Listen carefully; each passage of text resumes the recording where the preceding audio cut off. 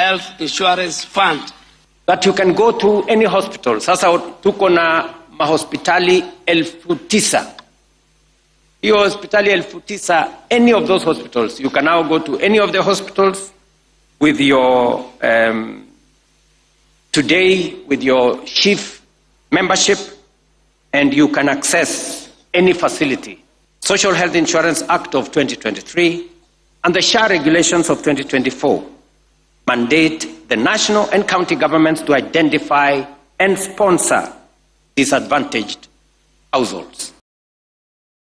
And still on that, Deputy President Professor Kithure Kindiki has lauded the government move to launch the Social Health Authority Support Program for the needy families, describing it as historic and a big steps towards universal health care for all Kenyans. Speaking at his Irunduni home in Tharaka Nithi County during an engagement with community health promoters from Meru County, the Deputy President said the government is now shifting focus to ensuring hospitals across the country are well equipped to deliver quality services.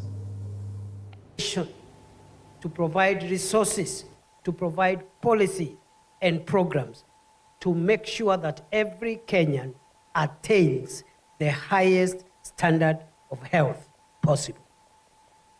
Na kwa sababu afya ni haki ya kila mwananchi, mnajua nchi yetu imekuwa na changamoto nyingi, kwa sababu hapo awali nyinyi mnajua imekuwa gharama kubwa kwa watu wengi, wananchi wengi kupata matibabu. And former Chief Justice Emeritus David Maraga has launched a scorching attack on President William Ruto, accusing him of bribing Kenyans while neglecting the collapsing education sector. Speaking in Kayesi during a graduation ceremony, Maraga faulted the government priorities, noting that university lecturers are on strike nationwide, even as funds are directed to empowerment programs and status meetings. He described the situation as unfortunate, saying the leadership is dishing out tokens to a few while critical sectors continue to crumble. Maraga further assured Kenyans that he will continue engaging the public on the national challenges, expressing optimism about the possibility of unseating President Ruto in the 2027 presidential race. Seen members, the Deputy President and other ministers going around distributing money in the form of empowerment. Some of them have even gone to State House that they are going to, and have received money there. What nobody has told you is where this money is coming from. The simple fact is that this is money which has been taken from public coffers, and it is being given to the public as though it is donations from the president and his government. This is your money which has been stolen from you, and it is being, actually it is bribery in advance of the 2027 elections. President William Ruto has defended his meetings with various leaders who have been invited to State House in Nairobi. The president says the move is meant to give people of different stature, including ordinary citizens, an opportunity to visit State House. Ruto further stated that inviting Kenyans does not in any way diminish the dignity of the House on the Hill. The government must be fully committed into funding education in Kenya. The single most thing that can transform an economy is education. And we have seen it across all developed countries. The basis at which they grew was skills, was knowledge, was education. And therefore the funding for our basic... Seen members, the Deputy President and other ministers going around distributing money in the form of empowerment. Some of them have even gone to State House that they are going to, and have received money there. What nobody has told you is where this money is coming from. And apologies for that technical hitch. And Kiharu Member of Parliament Needyy is calling on President William Ruto's administration to prioritize funding for basic education, saying it remains a key pillar of the country's transformation agenda. Speaking at University of Nairobi, where he graduated with a master's degree in economics, the former National Assembly Budget and Appropriation Committee chairperson urged the government to increase capitation for schools. He noted that inflationary pressures have driven up the cost of basic commodities, making it necessary for schools to receive more financial support to sustain learning. The government must be fully committed into funding education in Kenya. The single most thing that can transform an economy is education. And we have seen it across all developed countries. The basis at which they grew was skills, was knowledge, was education. And therefore the funding for our basic education must not be an issue where we debate every now and then. Funding must be coming in good time to our secondary schools, and especially through capitation. And we should continually increase the capitation even as inflationary pressures push the other consumables in our schools higher in terms of pricing.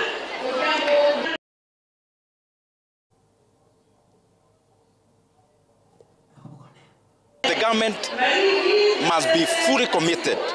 Has defended his meeting with various leaders who have been invited to State House in Nairobi. The president says the move is meant to give people of different stature, including ordinary citizens, an opportunity to visit State House. Ruto further stated that inviting Kenyans does not in any way diminish the dignity of the house on the hill.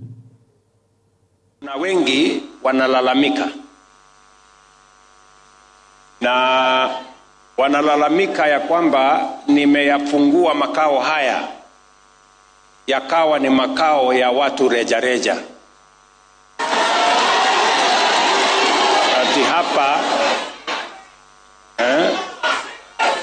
Ati hapa panatakikana ati kuwa ni mahali ya watu mabalozi, wale watu wakubwa, wale wanaolalamika kwamba nimefanya makao haya ati nimeshusha heshima ya State House.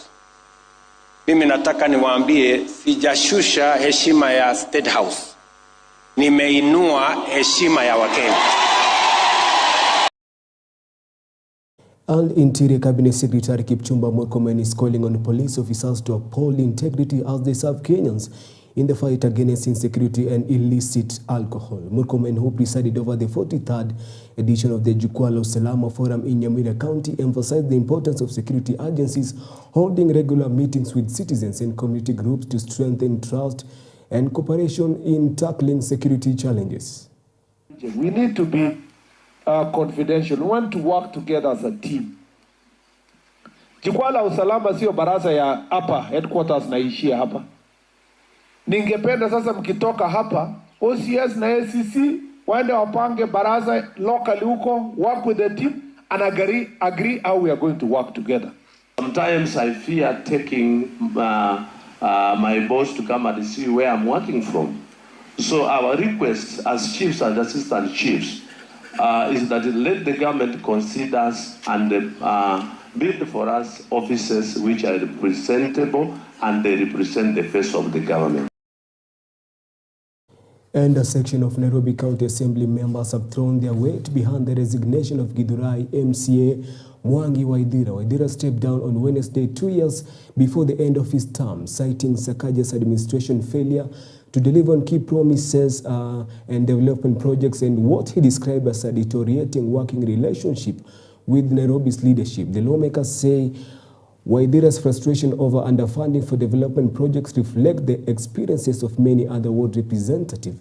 Led by Minority Leader Anthony Kiragu, the MCS placed the blame squarely on the office of Governor Sakaja, accusing it of failing to equitably allocate resources and stifling ward-level development initiatives.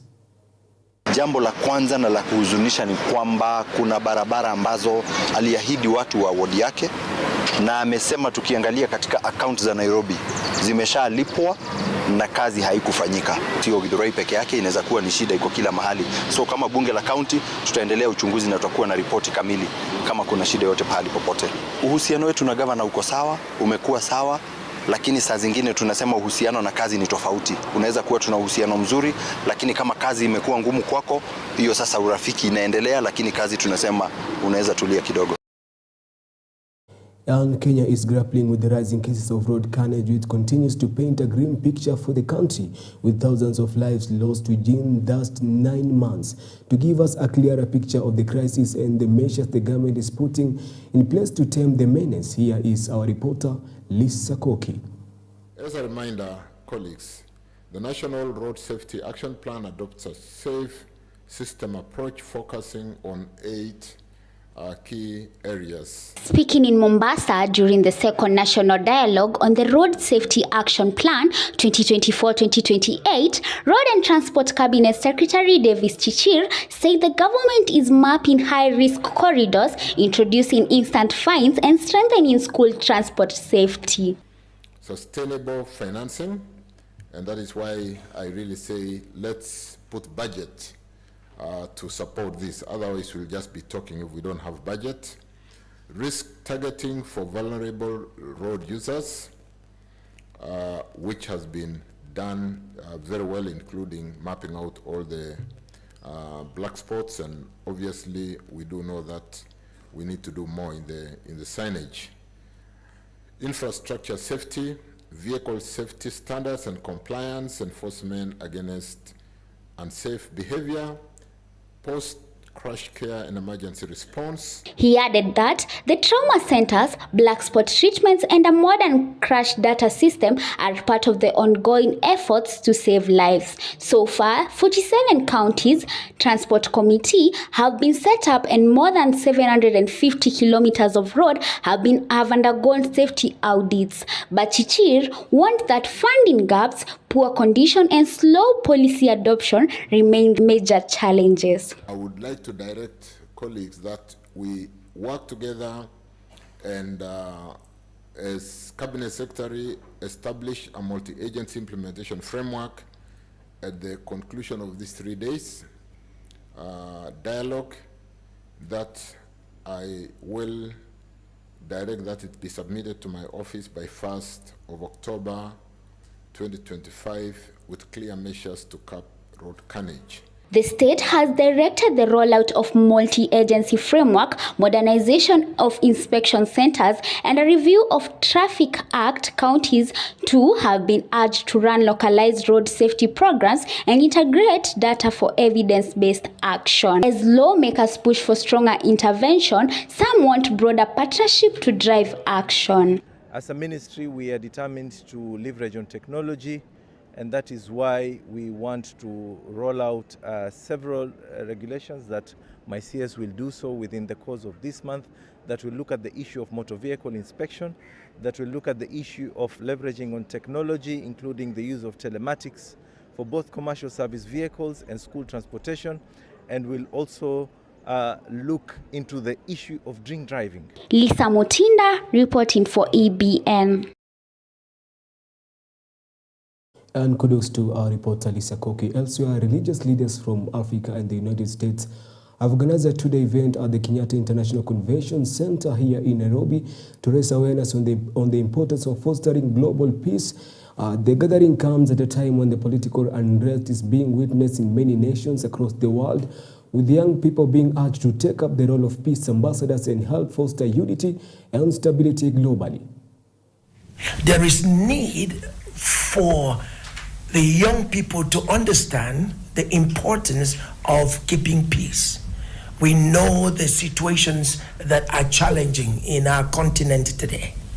We have gone through a lot, and most times government even may lose sleep and may not even know what direction do we take. And in that program, we had a number of government authorities who also, attended, and they were also given some awards from us. And we ordained some peace ambassadors. All the clergy, you're welcome. And the theme of this conference is raising standard. The agenda is to raise the standard in the body of Christ. And moving on, in a major development, the port The port in Haiti's capital, Port-au-Prince, is now fully operational following the successful pacification by the Kenya-led multinational security support mission. Speaking in Port-au-Prince, Force Commander Godfrey Otunge confirmed that security forces have driven gangs out of the streets and recaptured key installations. However, the commander admitted the mission is still grappling with funding and equipment challenges and appealed for greater international support. Otunge also paid tribute to officers who died or remain missing, describing them as heroes who sacrificed for the greater good. Since our deployment as MSS on June 25th, 2024, we have been confident that MSS is a mission possible. Henceforth, we have been duty-bound, guided by a singular objective to help re-establish security and support the Haitian National Police against gang violence and create the conditions necessary for free and fair elections in Haiti. In pursuit of its mandate, the MSS mission has so far disrupted criminal networks and repelled numerous gang attacks, liberating key areas of Port-au-Prince and beyond from the grip of gang violence. These victories belong to the Haitian people. They reflect their hope, resilience, and the shared commitment of our forces, drawn from the Bahamas, El Salvador, Guatemala, Jamaica, and Kenya, to the rebirth of Haiti. As the mission endeavors to keep Haiti safe, observance of human rights by mission personnel remains to be its utmost priority. This mission was established because of in the context of ensuring that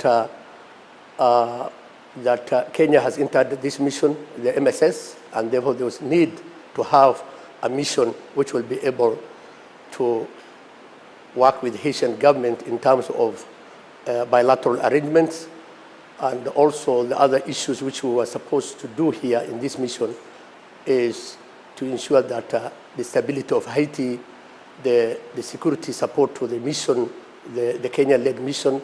You are all aware that we have 735 officers in this country, officers drawn from the Kenyan police officers who have arrived here 15 months ago. These officers have done an excellent job in terms of the job they have done when they arrived here. We also have 30 international Kenyans who are working with the United Nations and other bodies here, and this mission is the mission which is taking care of the day-to-day running of those officers. And that story puts a cap on the first half, or rather the first quarter of EBN Weekend Edition.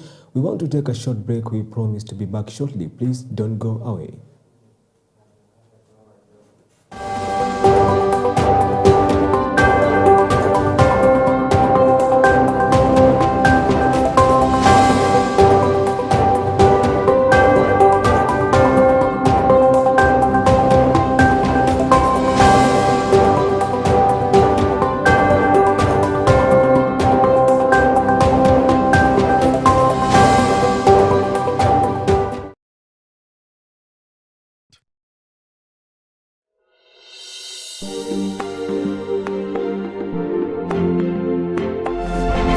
You are watching EBN TV, transforming your world.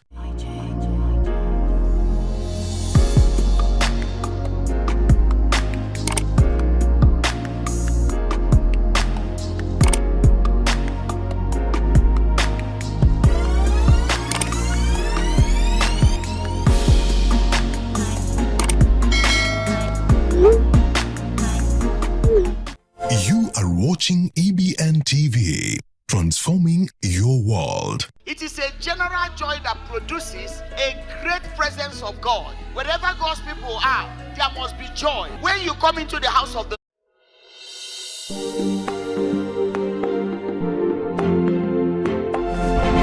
You are watching EBN TV, transforming your world.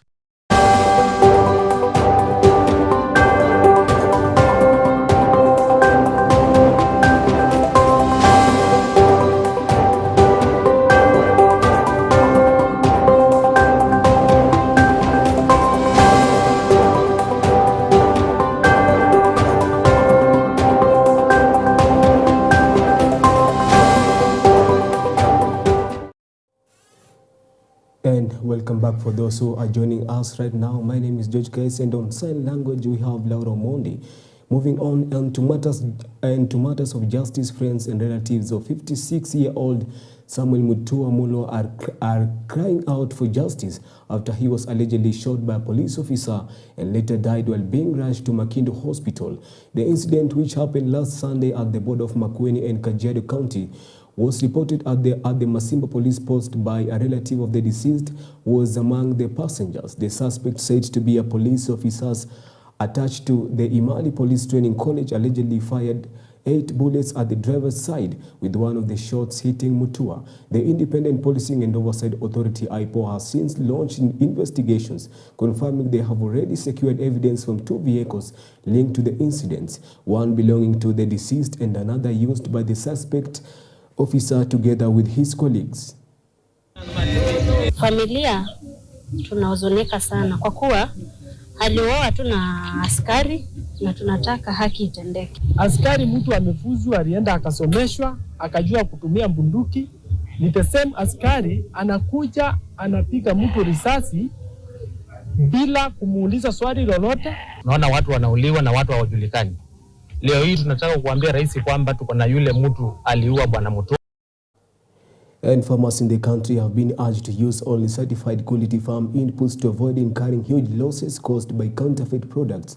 Speaking in Kiminini, Trans Nzoia County during celebrations to mark the 65th anniversary of the Seedco company, agricultural experts emphasized that Kenya has the capacity to produce enough food for its population. However, they stressed that this potential can only be realized if farmers use certified high-quality farm inputs.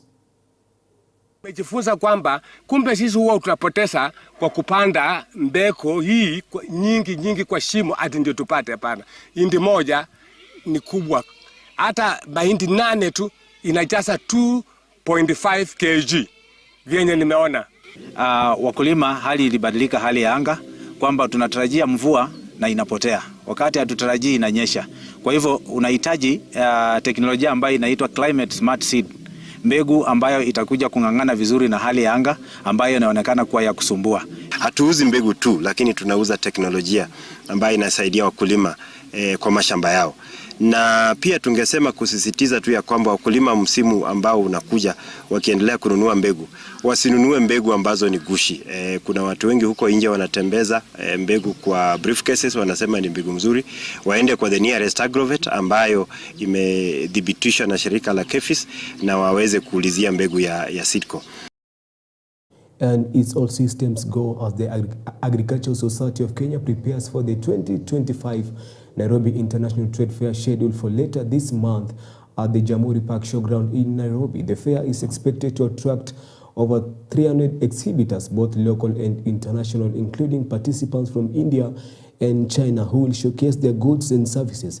Organizers say the event will highlight Kenya's excellence in agriculture while strengthening value chains, linking farmers to markets and creating opportunities for SME startups and cooperatives. The Nairobi International Trade Fair has grown to become the largest of its kind in the East African region. This year's trade fair is designed to be more impactful, inclusive and future-focused than ever before. Our priority is to elevate the experience for both exhibitors and visitors.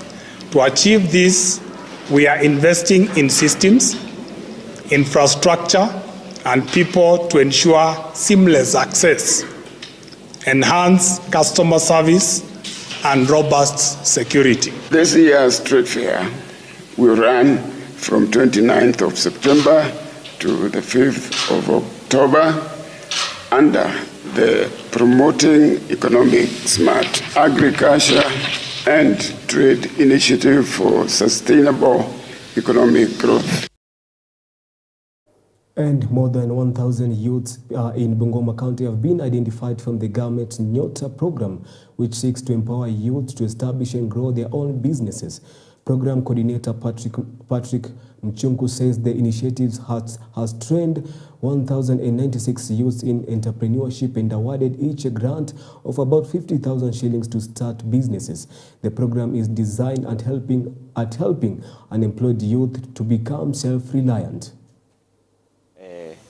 wale beneficiaries tunaweza kufundisha ni 1096 kwa hii cohort moja hii ambayo tumefanya, ambayo imekuwa ni siku 4 za masomo ya biashara, na ambao ndio President Ruto ataweza kuwapatia pesa kwa njia ya biashara.